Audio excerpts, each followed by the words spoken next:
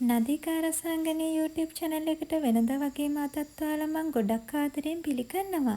වෙනස්ම බිත්තර කරි එකක්. ඉතින් ඔයාලා මේකට කැමති නම් subscribe කරන්න, like කරන්න, යාළුවෝ අතර share කරන්න. අපි බලමුකෝ කොහොමද හදාගන්නේ කියලා. මම මේ විදිහට බිත්තර 3ක් කඩාගෙන එකතු කරගන්න මේ වගේ භාජනයකට. මොකද අපිට මේක ස්ටීම් කරගන්න ඕනේ වතුරේ තියලා. ඒක නිසා මම මෙහෙම එකතු කරගන්න. මේ වෙලාවේ මට පෙන්වන්න බැරි වුණා භාජනයේ යට තෙල් ටිකක් හරි බටර් ටිකක් හරි ගාගන්න. ඊට පස්සේ බිත්තර ටික එකතු කරගන්න.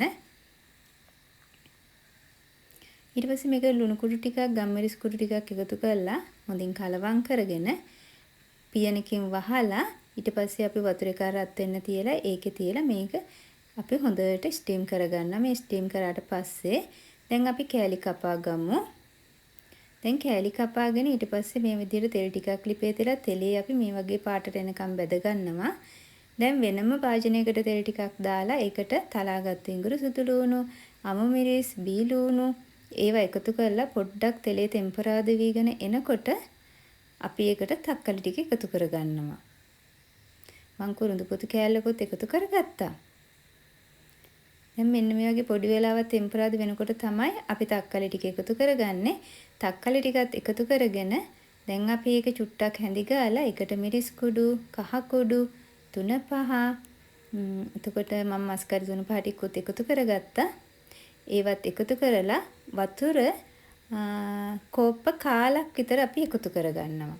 එකතු කරගෙන මේක පොඩ්ඩක් අර වතුර ගතිය, දෙත ගතිය නැති වෙනකම්ම මේක පොඩ්ඩක් කලවම් කර ගනිමින් අපි උයා ගන්න ඕනේ.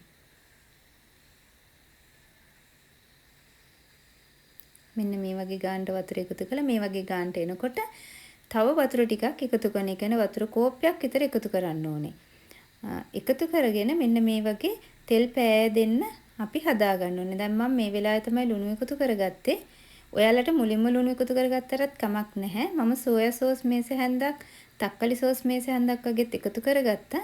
දැන් මේ ටිකත් කලවම් කරලා තව වතුර කෝප්ප කාලක් විතර එකතු කරලා ඒ ටික පොඩ්ඩක් නටාගෙන එනකොට, උතුරගෙන එනකොට මගේ අර බැදගත්තේ බිත්තර ටික එකතු කරලා විනාඩි 5ක් වගේ අඩු ගින්දරේ මේ විදිහට උයා ගන්නවා. දැන් ඔයාලට පේනව නේද? ඝන වෙලා ඇවිල්ලා තියෙනවා. මේ තමයි ඉතින් මගේ බිත්තර කරි එක. ඔයාලත් හදලා රස බලන්න. යහපත් හෙට දවසක්.